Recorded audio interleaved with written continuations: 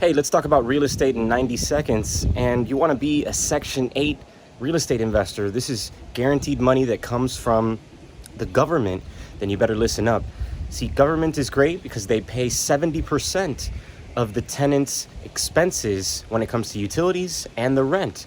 But you got to go through two obstacles as a landlord. Number one, you got to make sure that the tenant has all of the approvals from the housing authority for the voucher that they receive. And number two, they got to have the deposit, because the housing authority that grants them this voucher will not give them the deposit to put down when they go rent the property.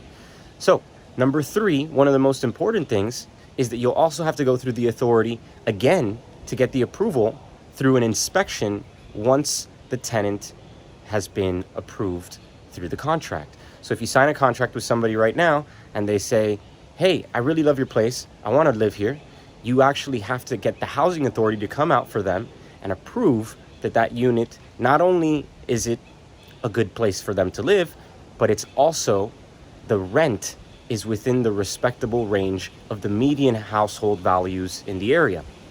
If these things are not approved by a housing authority, then you won't be able to get that Section 8 tenant.